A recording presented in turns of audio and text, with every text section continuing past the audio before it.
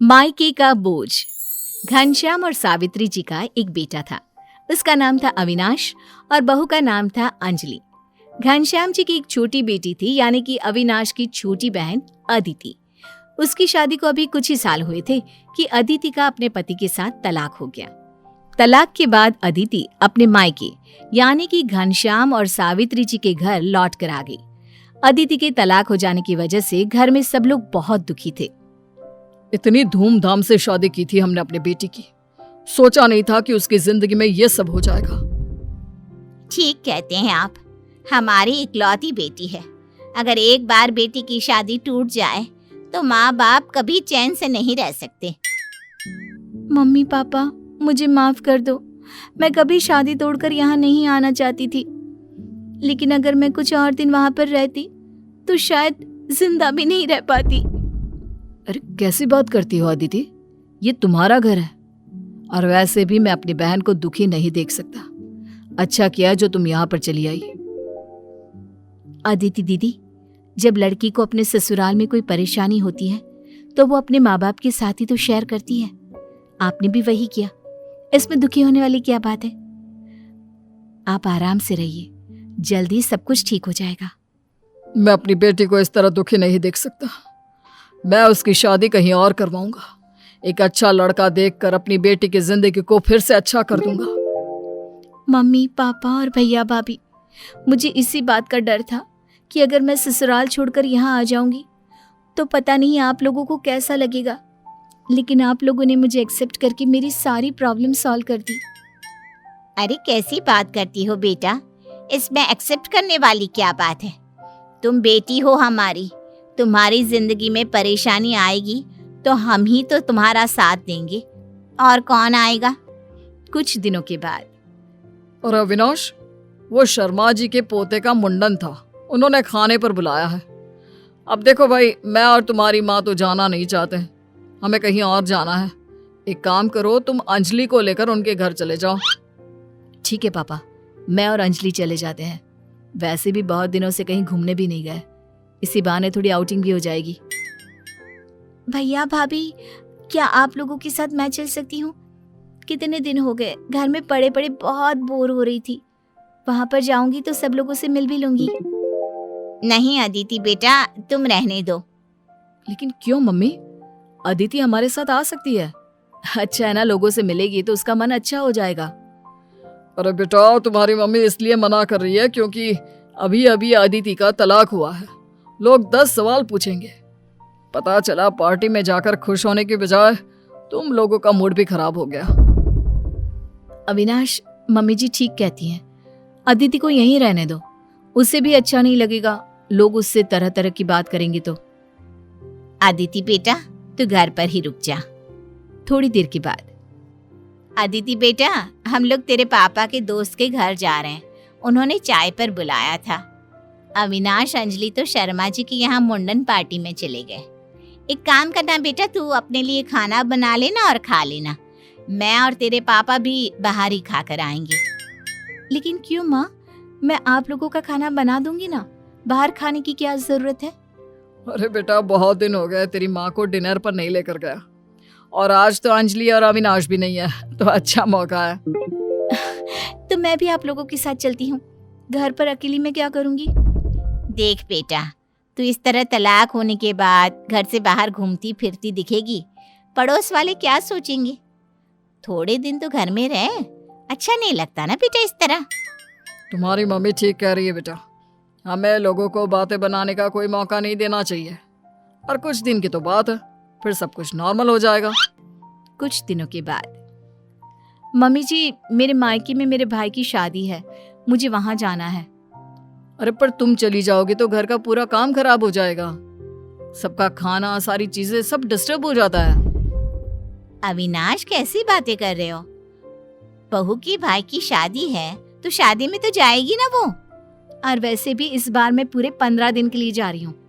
कितने साल हो गए, मैं कभी ठीक से अपने मायके रहकर भी नहीं आई।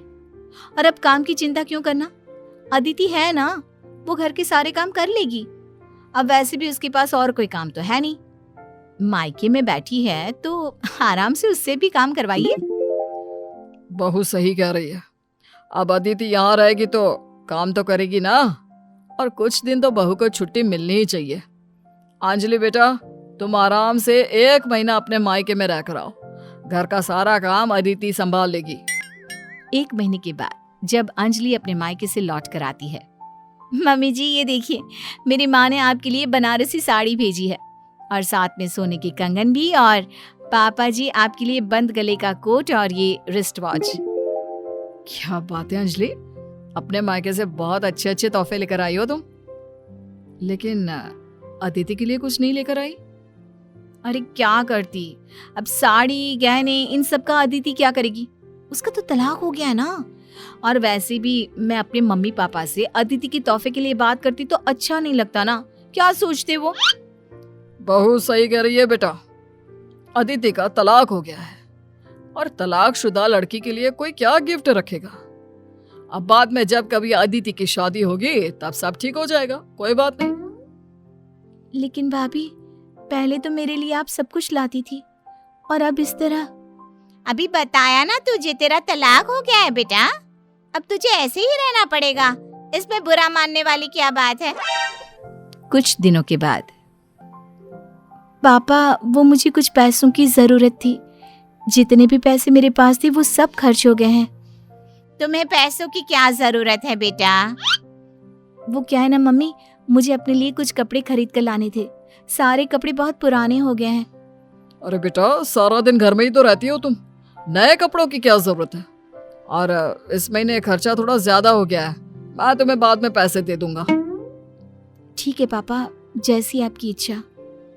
थोड़ी देर के बाद अदिति अपने भाई के पास जाती है। भैया आप कहीं जा रहे हैं क्या? हाँ यार, वो अंजलि को शॉपिंग करवानी थी, उसे कुछ कपड़े खरीदने हैं, तो बस शॉपिंग के लिए लेकर जा रहा हूँ। भैया वो क्या है ना, शॉपिंग तो मुझे भी करनी थी, लेकिन मेरे पास पैसे नहीं है और मेरे सारे कपड़े पुराने हो गए हैं। पापा ने कहा कि वो अगले महीने मुझे पैसे देंगे। अरे तो ठीक है ना अदिति, तुम अगले महीने कपड़े खरीद लेना। हाँ अंजलि, तुम्हारे भाई ठीक ही तो कह रहे हैं। वैसे भी ना हमें देर हो रही है, हम लोग चलते हैं। अच्छा हम आए तब तक घर का सारा काम निपटा देना। हाँ चलिए अविनाश। अब हाँ ओके, बाय अदिति। अच्छा सुनो, आज शाम के खाने में जरा पनीर बना देना यार, तुम्हारी भाभी को शॉपिंग करा कर वापस आऊंगा, थक जाऊंगा और मेरा आज पनीर खाने का बहुत मन है। ठीक है भाई, आप जो बोलेंगे मैं आपके लिए बना दूंगी। अदिति धीरे धीरे बहुत अकेलापन महसूस करने लगी थी। शुरू शुरू में तो सब कुछ ठीक था, लेकिन अब उसके माँ बाप और भाई भाभी सब ने उससे दूरी बना ली थी। कोई भी अदिति की जरूरतों का ख्याल नहीं रखता था और ये बात अब अदिति के दिल को चुभने लगी। अदिति को लगा कि वो एक पढ़ी लिखी लड़की है और उसे अपनी जिंदगी को आगे बढ़ाना चाहिए, लेकिन उसके पास पैसे नहीं थे। एक दिन अदिति अपने घर के बाहर चुपचाप खड़ी थी, तभी एक पड़ोस में रहने वाली औरत उसके पास आई। अरे आप यहाँ आसपास किसी को जानती है क्या जो मेरी बेटी को ट्यूशन पढ़ा सके? कौन सी क्लास में है आपकी बेटी? 5th में है, लेकिन मैथ में ना बड़ी कमजोर है। कोई अच्छी ट्यूशन टीचर मिल जाए तो अच्छे मार्क्स आ जाएंगे उसके एग्जाम में। अगर आप चाहें तो मैं उसे पढ़ा सकती हूँ। वो क्या है ना, मैं मैथ में बहुत इंटेलिजेंट थी, हमेशा फुल मार्क्स आते थे मेरे। लेकिन आपकी फीस ज्यादा तो नहीं है ना? अरे नहीं, ऐसा कुछ नहीं है। मुझे पैसों की बहुत जरूरत है, मैं आपकी बेटी को कम पैसों में भी पढ़ा दूंगी। ठीक है, मैं कल से अपनी बेटी को आपके घर पढ़ने भेज देती हूँ। अदिति उस छोटी बच्ची को ट्यूशन पढ़ाने लगती है और उसके बाद आसपास के और भी बच्चे पढ़ने के लिए आने लगते हैं। सारा दिन घर में बच्चे आते जाते रहते हैं, कितना शोर होता है, क्या जरूरत थी ये सब करने की? एक तो तुम पहले ही अपना घर छोड़कर यहाँ आ गई हो और उसमें अब ये नया ड्रामा। अदिति, तुम्हें ये सब करने की कोई जरूरत नहीं है, चुपचाप से घर का काम करो और आराम से यहाँ रहो। अदिति, तुम्हारे साथ इतना कुछ हो चुका है इसलिए मैंने तुम्हें कभी कुछ कहा नहीं, लेकिन बहुत शोर होता है इन बच्चों की वजह से। जो भी करना है इस घर के बाहर करो। जब मैं तलाक होकर इस घर में आई थी ना, तो मुझे लगा था कि आप मेरी फैमिली हो, आप लोग मेरी प्रॉब्लम को समझोगे, लेकिन आप लोगों ने क्या किया? मुझसे इतनी दूरी बना ली, मुझे इतना अकेलापन दे दिया, मुझे लगता था जैसे मैं अजनबी लोगों के बीच रह रही हूँ। अपनी जिंदगी में खुश रहने के लिए, 2 पैसे कमाने के लिए बच्चों को ट्यूशन पढ़ाना शुरू किया, तो आपको वो भी अच्छा नहीं लगता? देखो अदिति, शादी के बाद बेटी अपने ससुराल में रहती हुई अच्छी लगती है। हमने तो फिर भी तुम्हें अपना लिया, लेकिन ये सब यहाँ नहीं चलेगा।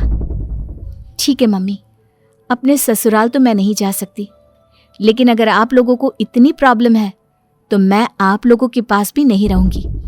उसके बाद अदिति एक छोटा सा कमरा किराए पर लेकर छोटे बच्चों को ट्यूशन पढ़ाने लगती है और धीरे धीरे पैसे कमाकर वो एक छोटा सा घर भी खरीद लेती है और उसकी जिंदगी फिर से खुशहाल हो जाती है।